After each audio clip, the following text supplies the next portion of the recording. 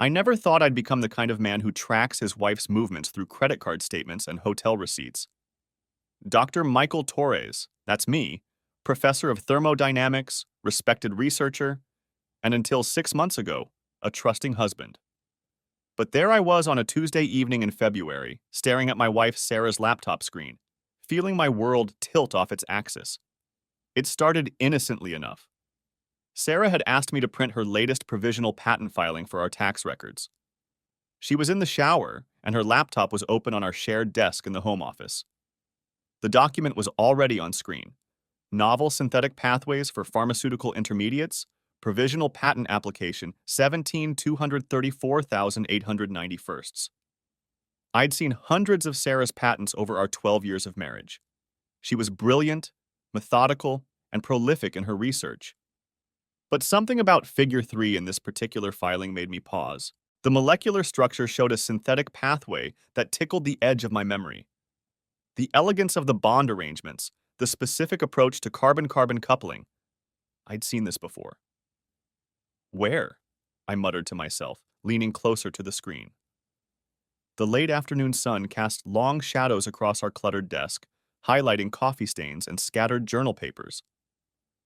Our home office was a testament to two academic careers: shelves groaning with textbooks, whiteboards covered in equations, and the general organized chaos that comes with dual professor households. Then it hit me like a failed experiment exploding in my face. Dr. James Chen's conference presentation from 6 months ago in Boston.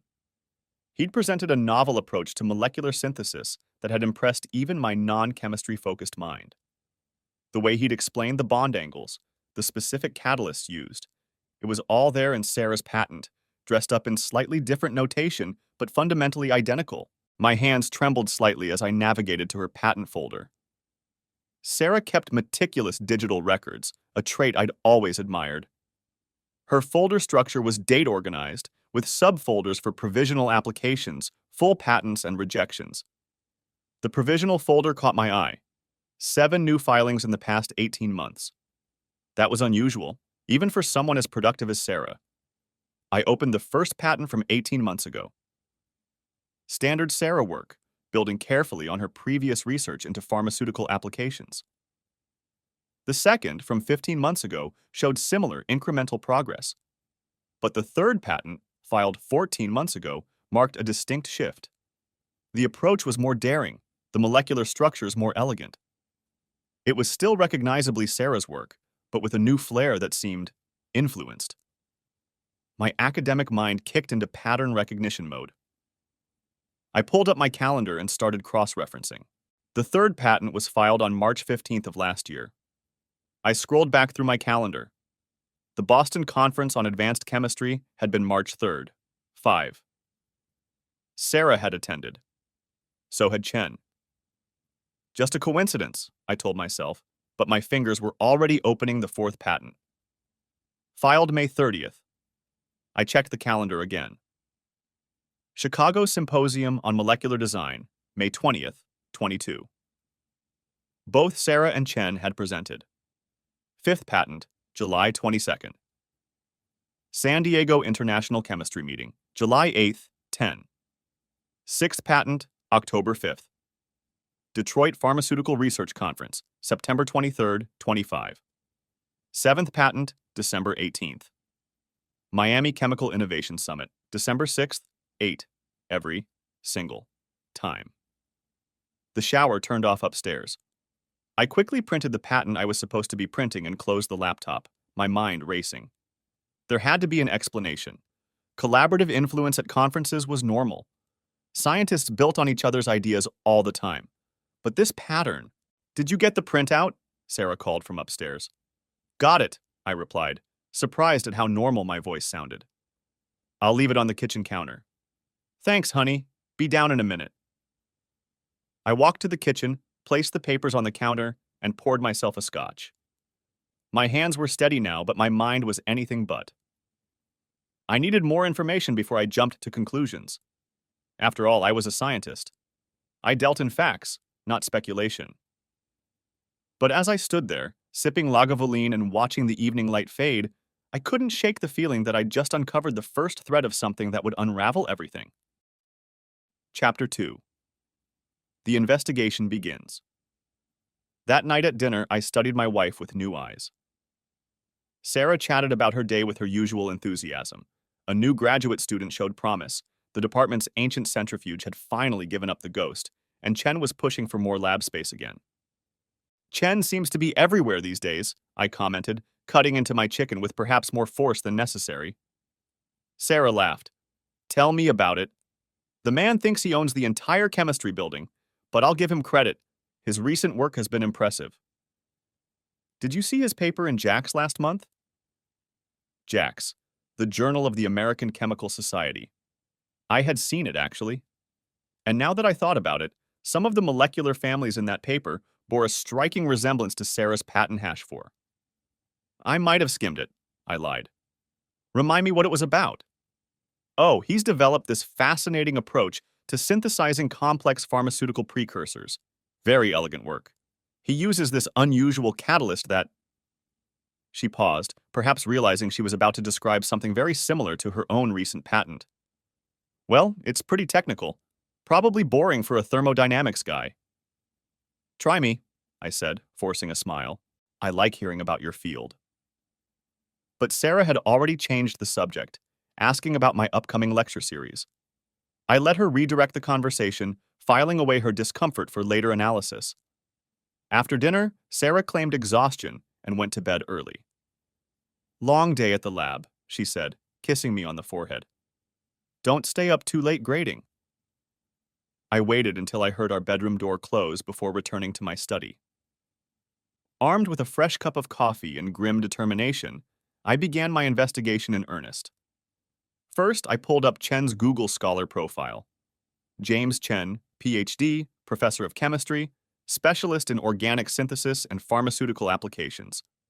Over 150 publications, multiple patents, significant grant funding. Divorced 3 years ago, I remembered the department gossip about that. His ex-wife had also been a chemistry professor at a neighboring university.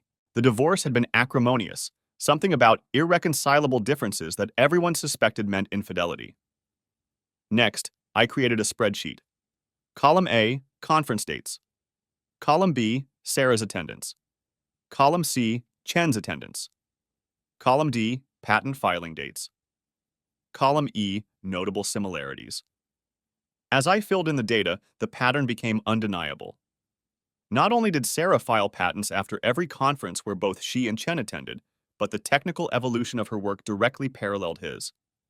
It was like watching two dancers slowly synchronize their movements until they moved as one. I needed more concrete evidence. I logged into our joint credit card account, the one we used for professional expenses. Sarah and I had always been transparent about money, each of us free to use the card for work-related purchases without question. Now, that trust felt like naivety. I started with the Boston conference, hotel charges, registration fees, typical expenses, but there was a dinner charge on March 4th at Legal Seafoods. $127.43. That seemed high for one person, even with Boston prices. Chicago showed similar patterns. Conference hotel, registration, and then a charge at RPM Italian. $184.22. I knew that restaurant. Sarah and I had eaten there once. It was romantic, intimate, the kind of place you took someone special. San Diego was more damning. The conference hotel charges ended on July 10th, but there were additional charges on July 11th. A breakfast at the Marriott, $67.89. Room service. My stomach churned as I went through month after month of statements. How had I missed this? The answer was simple. Trust. I'd trusted my wife implicitly.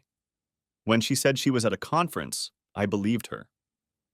When charges appeared on our card, I assumed they were legitimate professional expenses. My phone buzzed. A text from Sarah. Still up? I can see the light under your office door. Don't work too hard. Love you. Just finishing up. Be there soon. Love you too, I typed back, the words feeling like ash in my mouth. I loved her.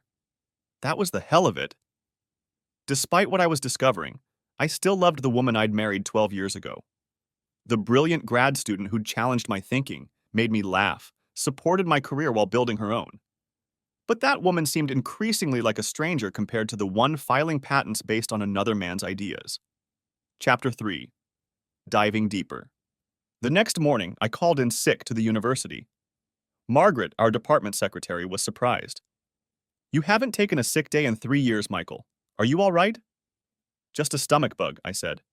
"Should be back tomorrow." Sarah had already left for her 8 a.m. lecture. I had the house to myself and a mission: understand the full scope of what was happening. I started with her email. Yes, I know. Checking your spouse's email crosses a line. But I'd already crossed so many lines in my mind that one more seemed insignificant. Sarah and I knew each other's passwords. We'd never felt the need for digital privacy. Another casualty of trust. Her inbox was typically organized: folders for students, research, administration, conferences. I went straight to the conferences folder and searched for Chen's name. The emails started professionally enough. 2 years ago, they'd been on a panel together at a regional conference. Standard exchanges about presentation order, technology requirements. But around 18 months ago, right when the patent pattern started, the tone shifted. "James, your insights on the catalyst mechanism were brilliant. I've been thinking about your approach and wonder if we could discuss it further. Coffee at the next break?" Sarah. "Sarah, I'm always happy to discuss chemistry with someone who appreciates elegant solutions. Coffee sounds perfect." Jay. The emails became more frequent, more familiar. By the Boston conference, they were making dinner plans. "The conference cocktail party will be dreadfully dull. There's a wonderful seafood place near the harbor. Interested?" Jay. "Absolutely. Anything to escape another rubber chicken dinner. What time?" S. I found myself creating a second spreadsheet, this one tracking the evolution of their correspondence.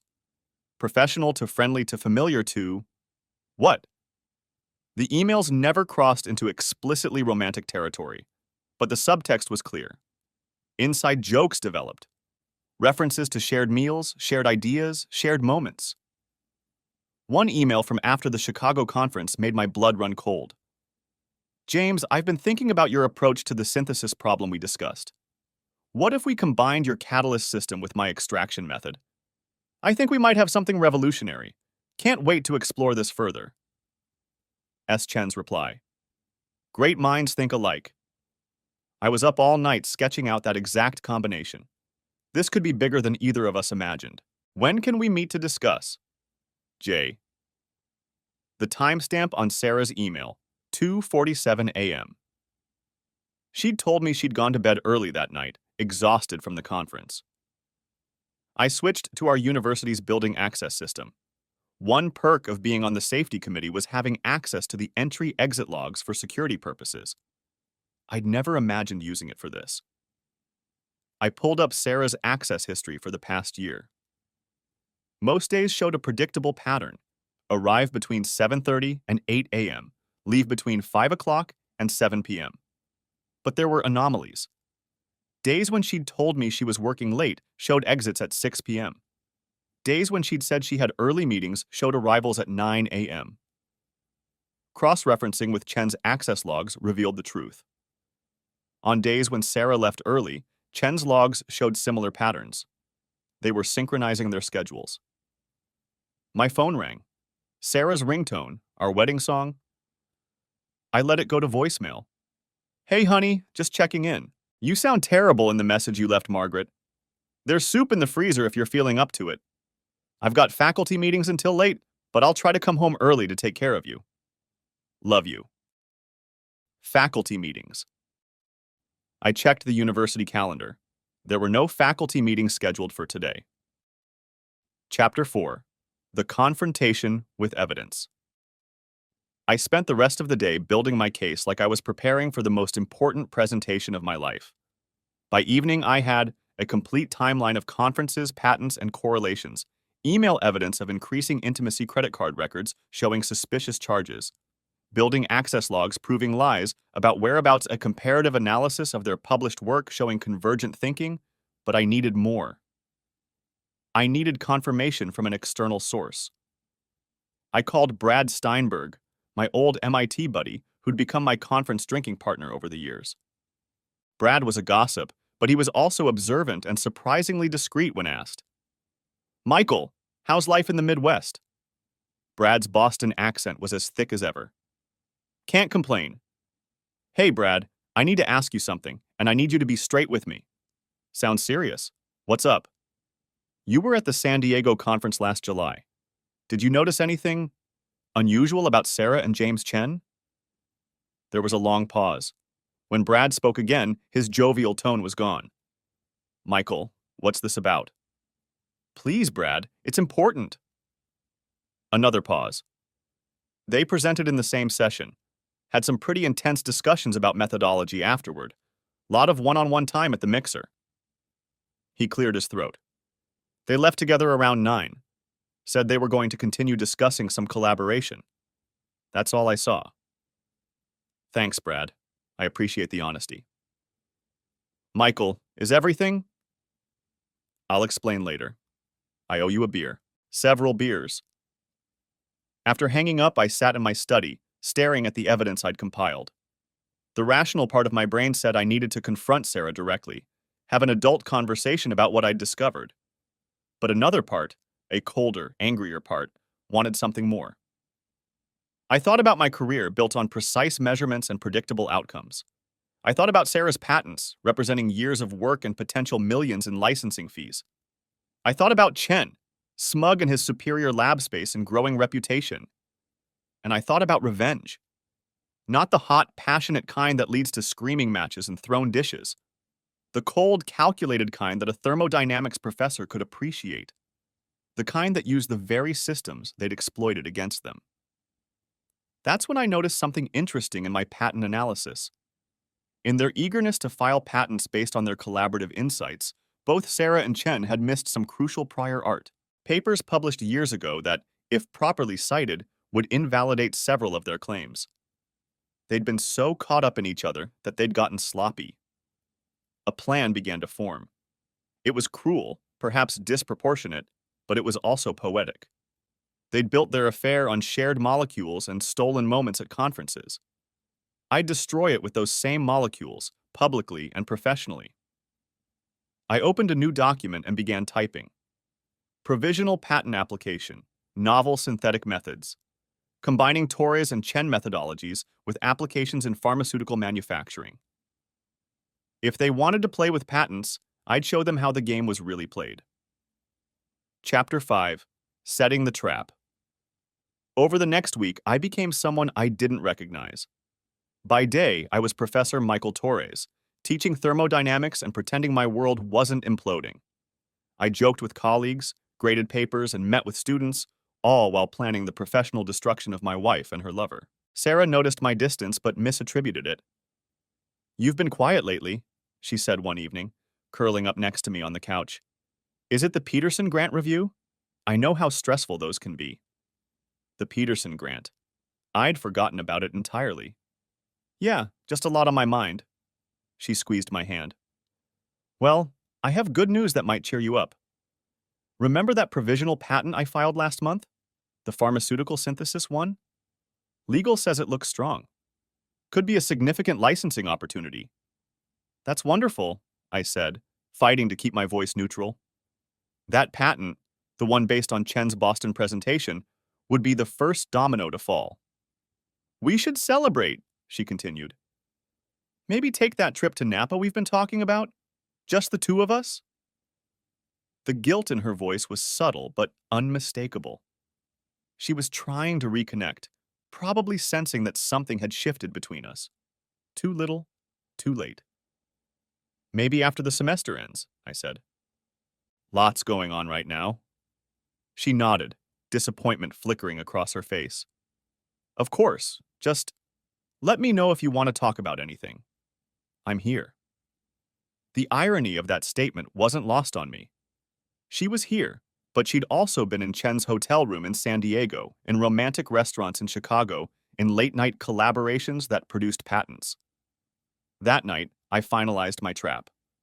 The provisional patent I'd created was a masterwork of academic sabotage. It combined elements from both Sarah's and Chen's recent patents, but cited obscure prior art that invalidated key claims in both. More importantly, it created a paper trail suggesting that their ideas weren't original, but derived from previously published work. I filed it late Thursday night using a pseudonym and a P.O. box address. The patent office's automated systems would process it overnight, and by morning, it would be in the same examination queue as their patents. The beauty was that provisional patents were publicly searchable. Anyone looking into related patents would find mine and the damaging prior art citations. But that was just the opening move. The real destruction would come from the confrontation I was planning. Friday morning, I sent Sarah a text designed to bring her running. Amazing news. Just got off the phone with the department chair. Major career opportunity, but time sensitive. Come home ASAP. Too important for phone. Then, from a burner phone I'd bought with cash, I sent Chen. Your collaborative patents with S. Torres have been flagged for federal review. Meeting required at Torres' residence in 1 hour. Time critical. Bring all documentation. I spent the next hour setting up our living room like a courtroom. My laptop connected to our 65-inch TV. A PowerPoint presentation titled Intellectual Property Theft Through Academic Adultery. A case study ready to go. Printed copies of emails, patents, credit card statements, and access logs arranged in damning precision. Then I waited, sipping coffee and feeling the cold satisfaction of a plan coming together. Chapter 6.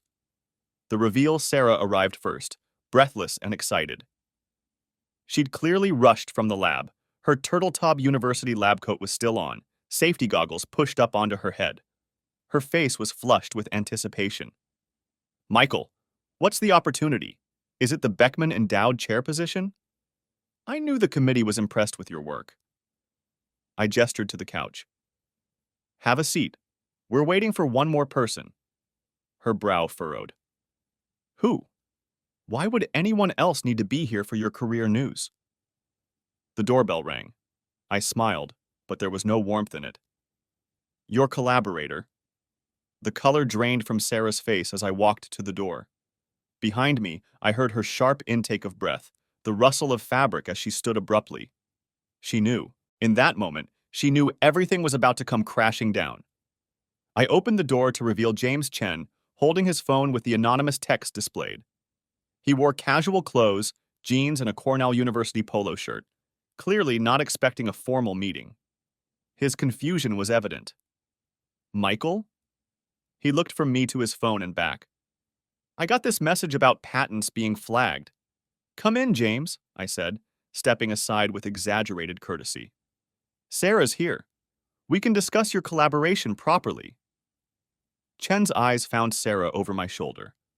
The look that passed between them, panic, guilt, and something else that made my stomach turn, confirmed everything I needed to know.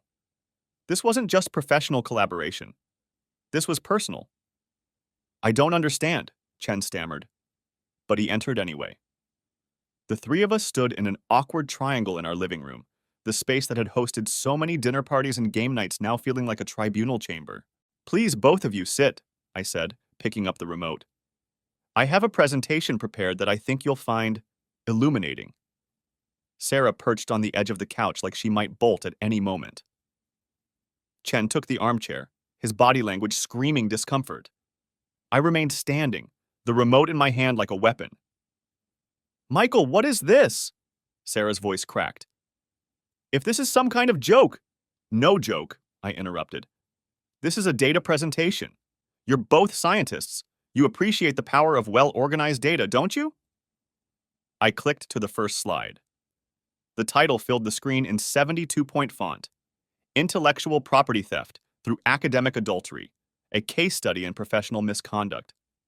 Michael, you're being ridiculous, Sarah started. Am I? I clicked to the next slide. Let's look at the data.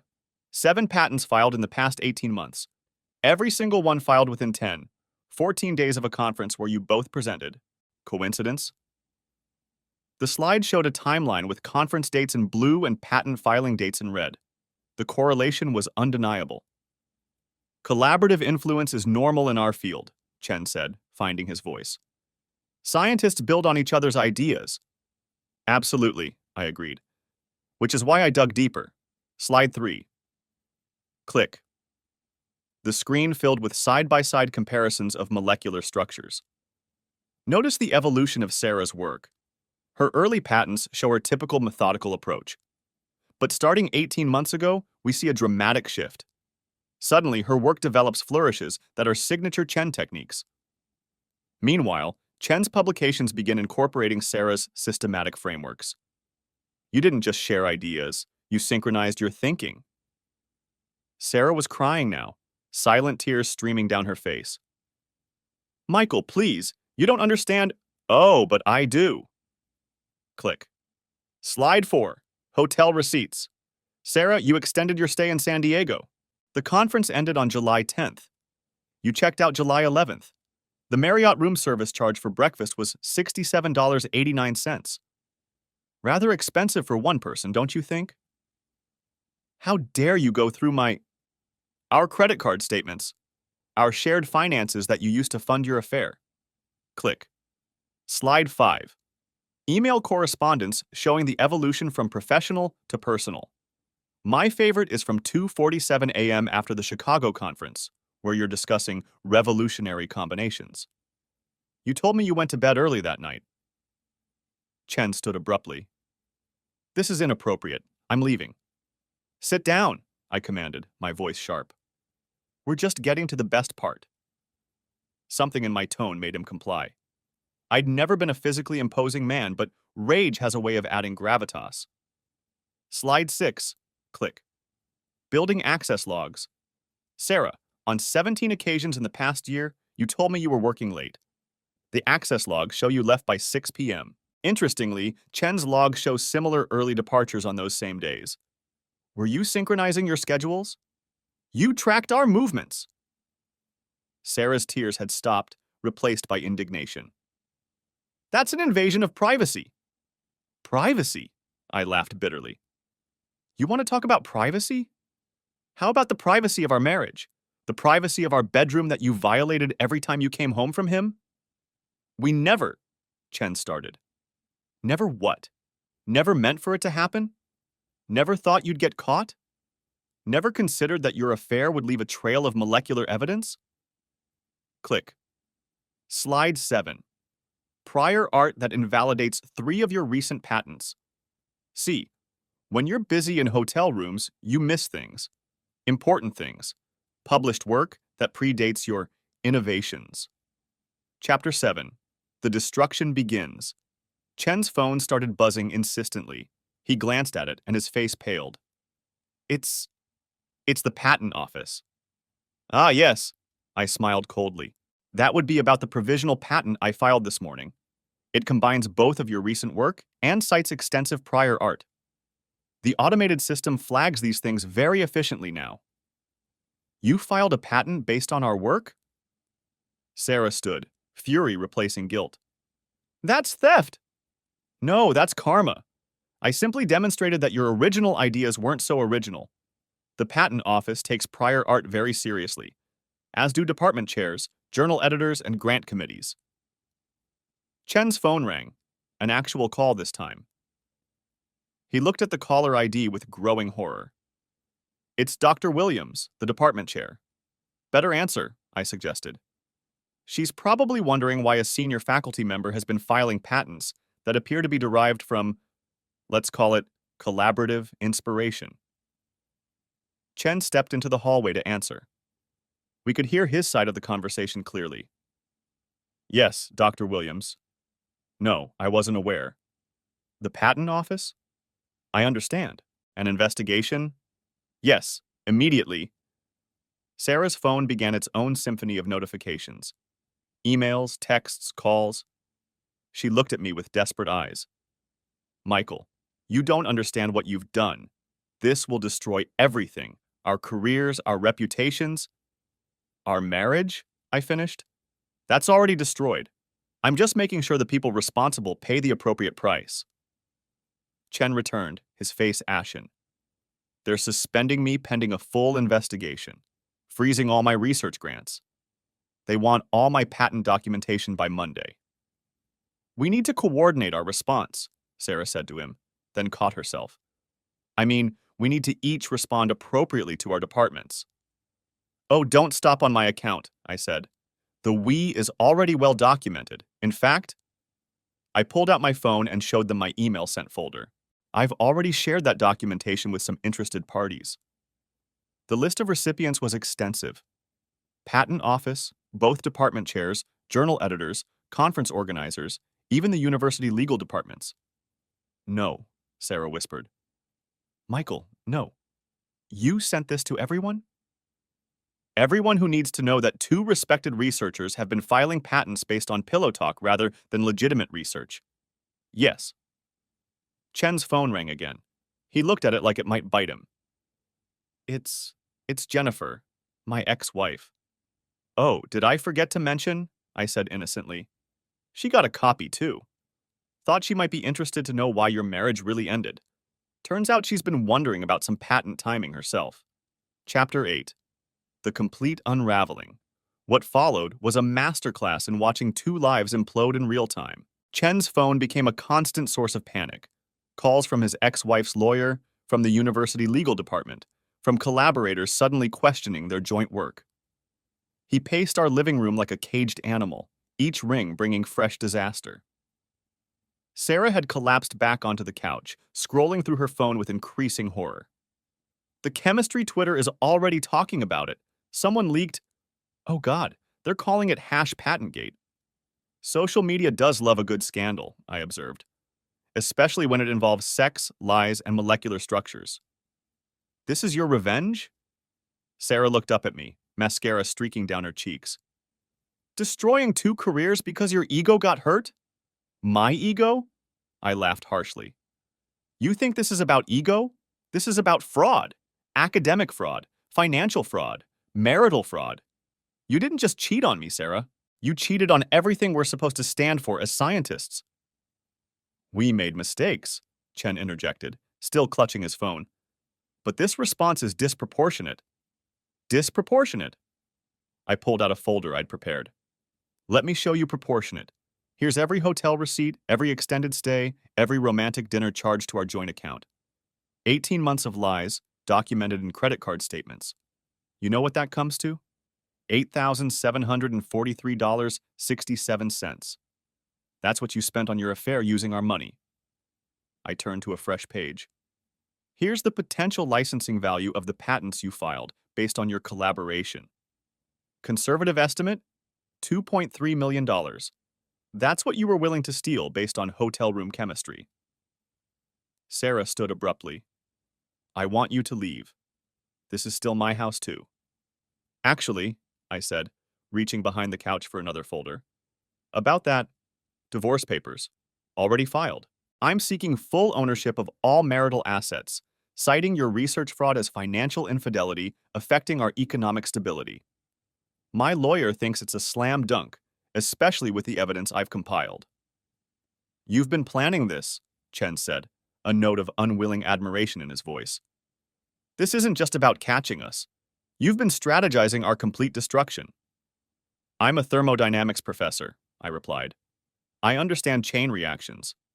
You lit the fuse 18 months ago. I'm just making sure the explosion is controlled and directed where it needs to go.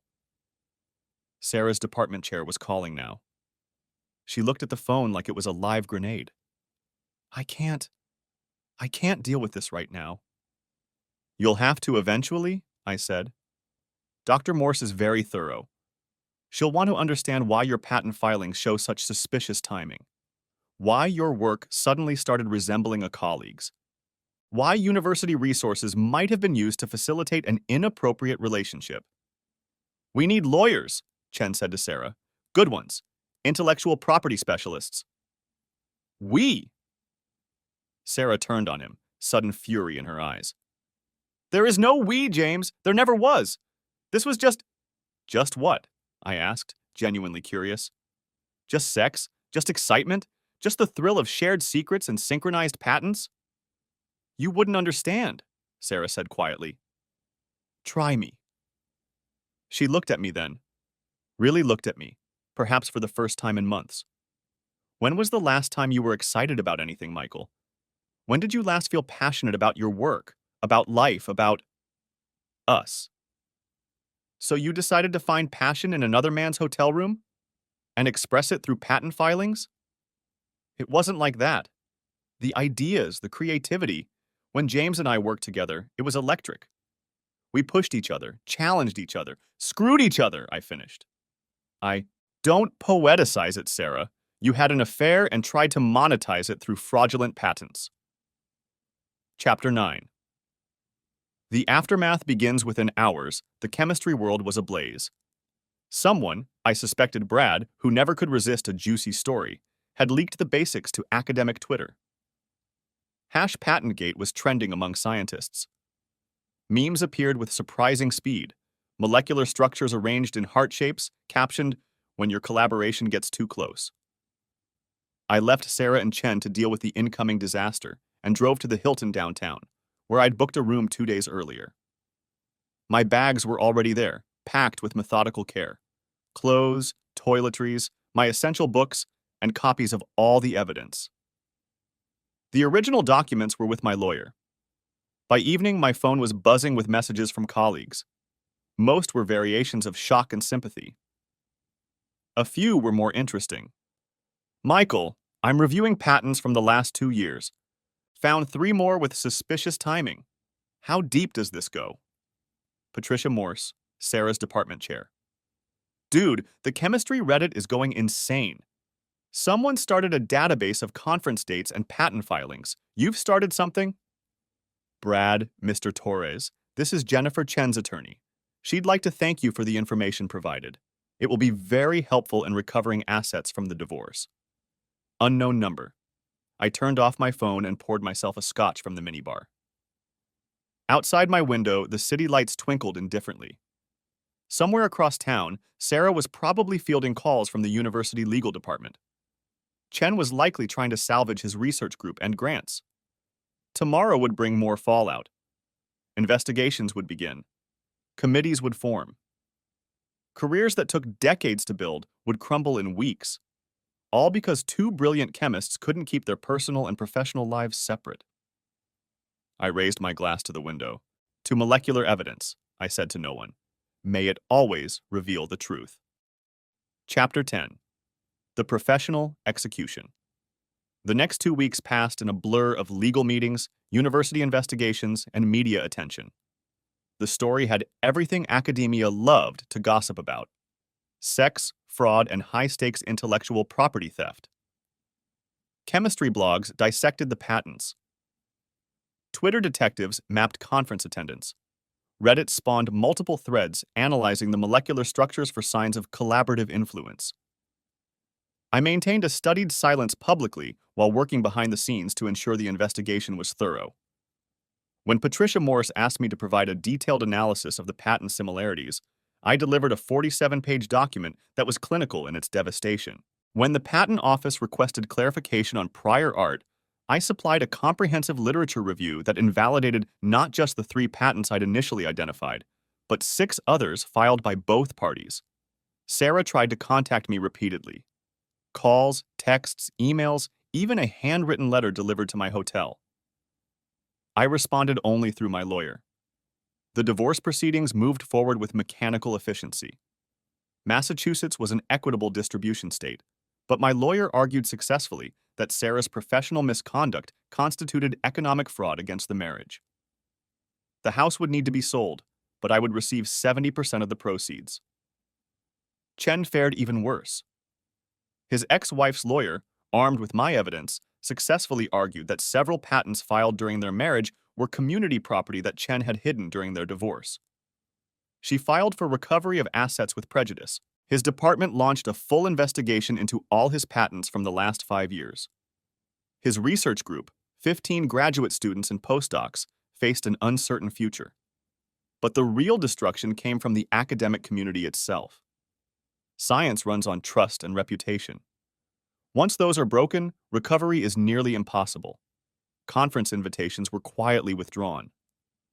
Journal editors suddenly found reasons to desk reject submissions. grant proposals got mysteriously stuck in review. 3 weeks after the confrontation, I received an unexpected call. Dr. Torres, this is Amanda Walsh from the American Chemical Society. We're organizing an ethics symposium for the national meeting. Given recent events, we'd like to invite you to present on detecting research misconduct through patent analysis. Would you be interested? I accepted immediately. It was time to turn personal catastrophe into professional purpose. Chapter 11. The Presentation. 6 months later, I stood before a packed auditorium at the ACS National Meeting in Atlanta. The title slide of my presentation read, When Molecules Tell Secrets, Pattern Recognition in Research Misconduct. Good afternoon, I began, looking out at the sea of faces. I'm here to tell you a story about patterns. As scientists, we're trained to recognize them in data, in experimental results, in molecular behavior. But sometimes, the patterns we find reveal more than just scientific principles. Sometimes, they reveal human failures. I clicked to the first slide, an anonymized timeline showing patent filings mapped against conference dates. A murmur ran through the audience. They knew exactly what case this was, despite the removed names. When researchers engage in undisclosed collaboration, whether professional or personal, their work patterns change. Ideas converge. Methodologies blend. Innovation accelerates in suspicious ways. And if you know what to look for, these changes are as clear as any spectroscopic analysis. For the next hour, I walked them through the methodology of detecting research misconduct through patent analysis. I showed them how to map intellectual evolution, identify suspicious timing patterns, and spot the fingerprints of synchronized thinking.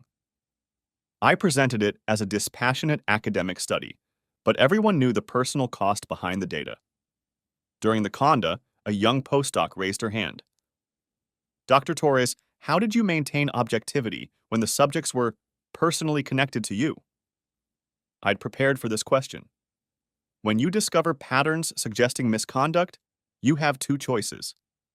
Let emotion drive your response or let the data speak for itself. I chose data. The evidence was clear, the patterns undeniable. The personal connection simply made the stakes higher. It didn't change the fundamental ethics of the situation. An older professor followed up. Some have criticized your methods as vindictive. How do you respond? I reported research misconduct through proper channels with documented evidence. If the personal consequences were severe, that reflects the severity of the misconduct, not the method of discovery. We don't excuse plagiarism because exposure might end careers. Why should we treat this differently?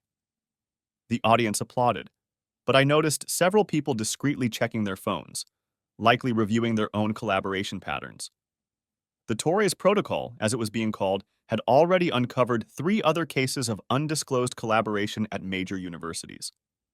After the presentation, I was surrounded by colleagues asking detailed questions about methodology. But one interaction stood out. A woman in her 50s approached as the crowd thinned. Dr. Torres? I'm Jennifer Chen. I recognized her from department photos. Chen's ex-wife, also a chemistry professor. She was smaller than I'd expected, with sharp eyes that missed nothing. Mrs. Chen, I said carefully. Miss Wilson now. I took my maiden name back. She paused. I wanted to thank you. What you did, it gave me closure and significant financial recovery. I wasn't trying to help anyone, I admitted. I was just trying to survive my own situation. Intent doesn't matter. Results do. She handed me a business card. I'm starting a consulting firm, academic integrity investigations, patent analysis, fraud detection. I could use someone with your skills. I looked at the card. I'll think about it. She smiled. Do. Sometimes the best revenge is living well and getting paid to prevent others from suffering what we did. Chapter 12. 1 year later. The chemistry building looked the same as I walked past it on my way to the physics department. I'd switched offices after the divorce was finalized, unable to stand the daily reminders. My thermodynamics research continued, but I'd added a new specialty, academic integrity. My course on ethics and scientific research was now required for all graduate students. Sarah had left the university 8 months ago. The investigation concluded that while her actions weren't technically fraudulent, they showed serious lapses in professional judgment. She was encouraged to seek opportunities elsewhere. Last I'd heard, she'd taken a teaching position at a small liberal arts college in Ohio. No research responsibilities, no graduate students, no patents. Chen's fall was more complete. The patent office invalidated 7 of his submissions. The NSF recalled 2 major grants. His department revoked his tenure after finding a pattern of undisclosed collaboration affecting the integrity of funded research. He'd left academia entirely, taking a position at a pharmaceutical company where his past mattered less than his technical skills. Their relationship hadn't survived the exposure. The thrill of secrecy, the excitement of shared discovery, none of it could withstand the harsh light of public scrutiny and professional destruction. They'd tried for a few months, according to the gossip network, but mistrust poisoned what remained. Each blamed the other for not being more careful. Romance built on deception rarely survives honesty. I dated a few times, setups by well-meaning colleagues who thought I needed to move on. But trust, once shattered, rebuilds slowly. I found more satisfaction in my work, in the consulting I'd started with Jennifer Chen's firm, in the knowledge that I was helping prevent others from experiencing what I had. My phone buzzed, an email from a university in California. They'd discovered suspicious patterns in patent filings from 2 of their faculty members. Could I consult on the investigation? I smiled grimly and started composing my reply. The Torres Protocol had become my unexpected legacy, turning personal betrayal into professional purpose. Every case I investigated, every pattern I uncovered, every career saved from the temptation of undisclosed collaboration was a small victory.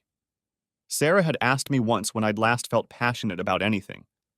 The irony was that her betrayal had given me new passion, for truth, for integrity, for the standards that make science possible. She'd broken my heart, but inadvertently forged my purpose. Chapter 13. The Conference Return. 2 years after everything exploded, I found myself back at the San Diego International Chemistry meeting. The same hotel where Sarah had extended her stay with Chen. The same conference rooms where they'd presented their independent research. But now, I was here as an invited speaker for the ethics workshop. The conference felt different with my new perspective. I noticed things I'd been blind to before. The too familiar body language between certain colleagues, the researchers who always seemed to appear at the same sessions, the patent discussions that seemed a little too synchronized. The chemistry conference had an undercurrent of chemistry I'd never recognized. After my workshop on maintaining research integrity in collaborative environments, I went to the hotel bar. It was the same bar where Brad had seen Sarah and Chen leave together 3 years ago. I ordered a scotch and settled in to review my notes. Michael? I looked up to see a familiar face. Dr. Lisa Patel, a polymer chemist from Northwestern. We'd known each other peripherally for years through conferences, but had never really talked. She was alone, holding a glass of wine. Lisa, good to see you. How was your presentation? Good, thanks. Mind if I sit? I actually wanted to talk to you about your workshop. I gestured to the empty chair. Please. I have a situation, she began carefully. 2 of my postdocs. They're brilliant, doing great work together, maybe too great. The pace of their innovation has accelerated dramatically in the last 6 months. They claim it's just good collaboration, but their ideas are starting to synchronize in suspicious ways? Exactly. And they've been very eager to file provisional patents. Separately, of course, but the timing... She trailed off. Have you checked their conference attendance patterns? She smiled ruefully. After your workshop, that was the first thing I did. 3 conferences, 3 extended stays, always when the other was present. I sipped my scotch thoughtfully. The question is whether you want to intervene before it becomes a larger problem or let it play out and deal with the consequences. What would you do? 2 years ago, I would have said, let adults make their own mistakes. Now? I paused. Now I'd have a very frank conversation about the professional implications of personal relationships on research integrity. Maybe share some cautionary tales. The Torres Protocol as prevention rather than punishment? I winced at the name. I never wanted it called that. But it's what people call it. You've become the poster child for academic integrity through personal tragedy. She studied me over her wine glass. How do you feel about that? Honestly, it's strange. I never set out to become an ethics expert. I was just a thermodynamics professor who discovered his wife was filing patents based on another man's ideas. And insights, Lisa added gently. I read the full investigation report. The intellectual intertwining was as intimate as, well, as anything else. We sat in comfortable silence for a moment. Then Lisa spoke again. For what it's worth, I think you did the right thing. Painful, but right. Science depends on trust and integrity. When that's violated, whether personally or professionally, there have to be consequences. Even when it destroys lives. Especially then. The stakes have to be high, or people won't take them seriously. She paused. Can I ask you something personal? Go ahead. Do you ever regret it? Not the exposure of the fraud, but the totality of the response? I considered the question carefully. Sometimes, late at night, I wonder if I could have handled it differently. Confronted Sarah privately, worked out some agreement, but then I remember the scope of the deception. 18 months of lies, patents worth millions, an entire professional community deceived. And I know I did what had to be done. And personally, do you regret the end of the marriage?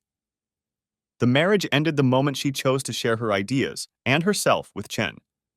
I just formalized what was already broken. I finished my scotch. But do I miss what we had before?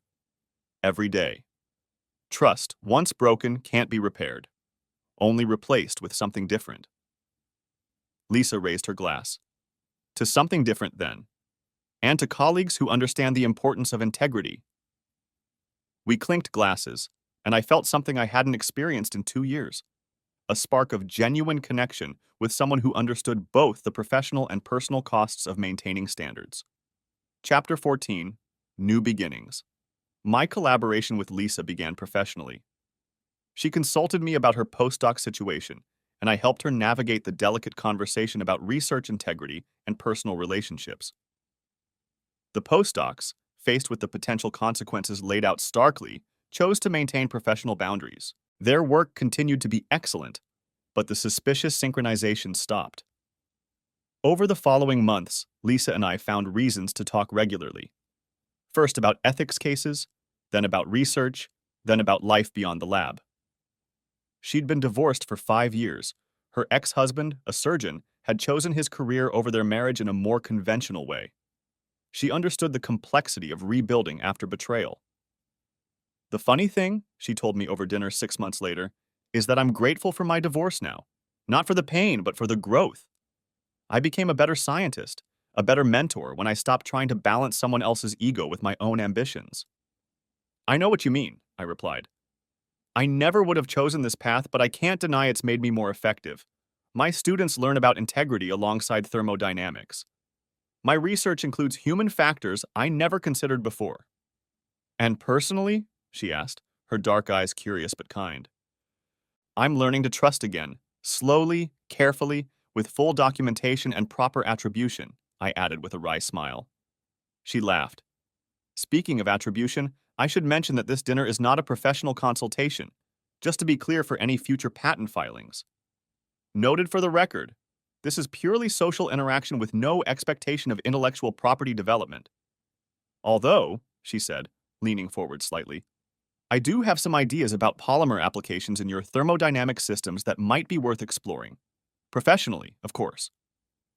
Of course, perhaps we should schedule a formal collaboration meeting with proper documentation of individual contributions. Michael, she said gently, not everything needs to be documented. Some things can just be. It was a novel concept for someone who'd spent 2 years turning personal betrayal into professional protocols. But sitting there with Lisa, I felt something I'd thought was permanently broken starting to heal. Not trust exactly. That would take much longer. But the possibility of trust. Chapter 15. The Final Conference. 3 years after the confrontation that destroyed my marriage and 2 careers, I gave my final presentation on the Torres Protocol at the International Conference on Scientific Ethics in Vienna. It was a prestigious invitation, recognition that my personal tragedy had transformed into a significant contribution to research integrity. The night before my presentation, I received an unexpected email. Michael, I know I have no right to contact you, and I'll understand if you delete this without reading further. I wanted you to know that I'll be at your presentation tomorrow. Not to cause problems, but to hear what you have to say. The last 3 years have been a journey of reckoning for me.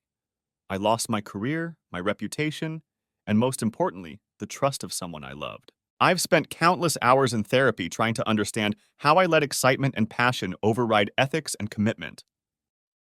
I teach high school chemistry now in Columbus. No research, no patents, no conferences. Just the basics to teenagers who have no idea their teacher was once part of a scandal that rocked academic chemistry. It's humbling and, in its way, healing. I don't expect forgiveness or even acknowledgement. I just wanted you to know that your actions, as devastating as they were, forced me to confront truths about myself I'd been avoiding. The patents were just symptoms of a deeper ethical flexibility I'd developed. You didn't destroy my career, I did. You just made sure there were consequences. I hope you found peace and purpose in the aftermath. You deserve both. Sarah. I read the email 3 times, each time finding new layers of meaning. Then I archived it without responding. Some bridges, once burned, were better left as ash. The next day, I delivered my presentation to a room of 500 ethics officers, department chairs, and research integrity specialists. As I spoke about patterns and recognition, about the molecular evidence of human failings, I spotted Sarah in the back row.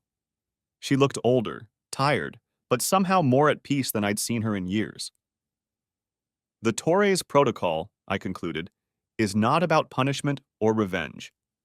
It's about recognition that in science, as in life, integrity is not negotiable. When we compromise it for personal gain, professional advancement, or even love, we compromise the very foundation of what makes discovery possible. Truth, like entropy, always increases. Our choice is whether we reveal it ourselves or let it be revealed for us. The applause was sustained and genuine. As people filed out, many stopping to shake my hand or ask questions, Sarah remained seated. When the room was nearly empty, she stood and walked toward the exit. At the door, she paused and looked back. Our eyes met across the empty chairs. She nodded once, a gesture of acknowledgement, perhaps even gratitude, and then she was gone. Lisa was waiting for me outside the conference room.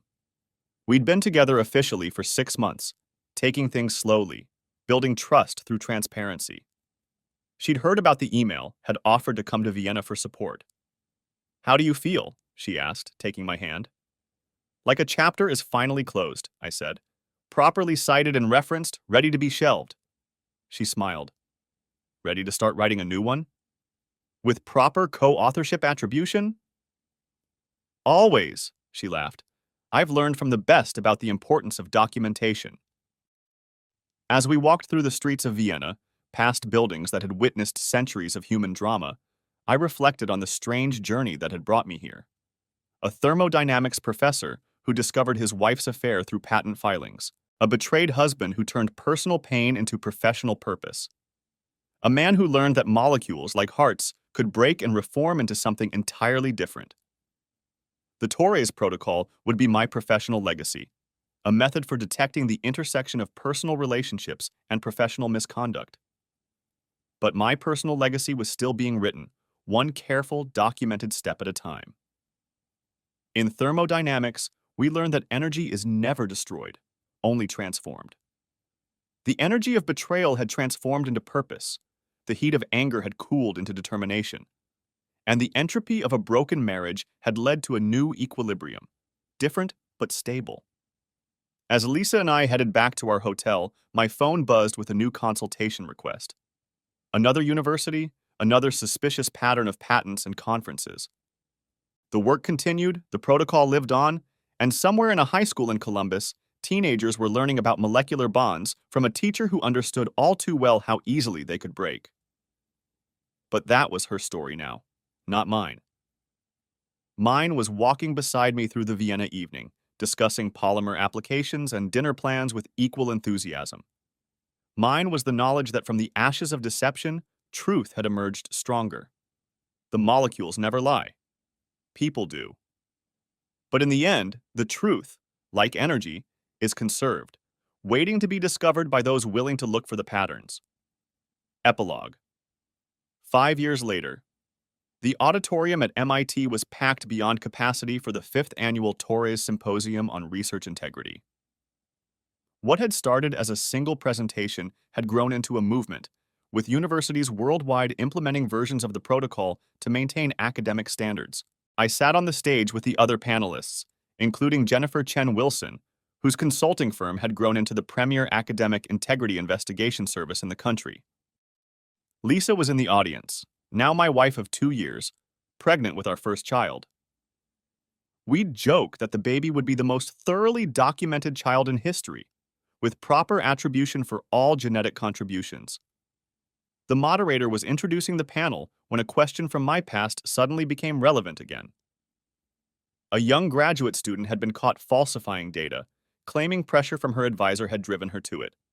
The case had made national news, reopening discussions about power dynamics in academic research. Dr. Torres, the moderator asked, you've become known for your uncompromising stance on research integrity, but given this case, do you think there's room for understanding the human pressures that lead to misconduct? I leaned forward to the microphone, thinking of Sarah teaching high school chemistry, of Chen in industry, of all the careers altered by choices made in moments of passion or pressure. Understanding and accountability aren't mutually exclusive, I began. We can recognize the human factors, pressure, ambition, desire, while still maintaining that integrity is non-negotiable. The Torres Protocol isn't about destroying people. It's about preserving the trust that makes science possible. I paused, seeing Lisa nod encouragingly from her seat. 5 years ago, I discovered a pattern that revealed both professional misconduct and personal betrayal. I could have let anger drive my response. Instead, I chose to let evidence lead. The consequences were severe because the violations were severe. But from that destruction came construction. Better systems, clearer guidelines, and hopefully, fewer temptations for future researchers to compromise their integrity for any reason. Even for love, someone called from the audience. Especially for love, I replied. Because real love, whether for a person or for science, demands honesty. Anything less is just passion masquerading as something deeper.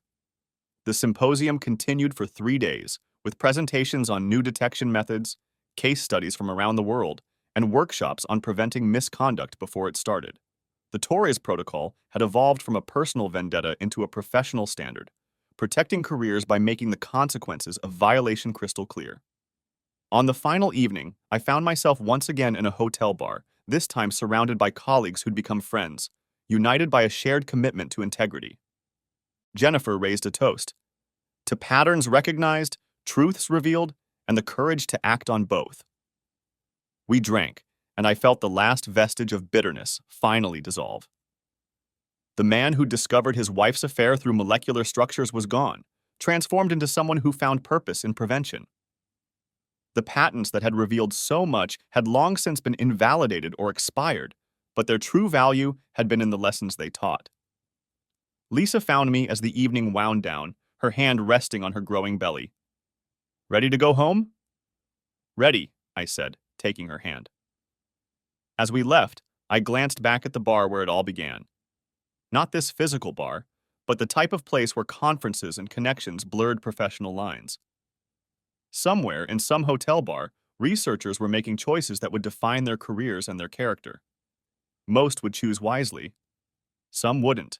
But now there was a protocol, a warning, a well-documented case study of what happened when personal and professional ethics collapsed into each other. The molecules never lie. The patents tell their stories. And sometimes, the best revenge isn't destruction. It's transformation. The thermodynamics professor who'd lost his marriage to molecular evidence had found something more enduring. A legacy built on truth, a new love founded on transparency, and the knowledge that from chaos, With the right energy input, new and better structures could emerge. The reaction was complete. The products were stable, and the future, properly documented and attributed, was bright. The end.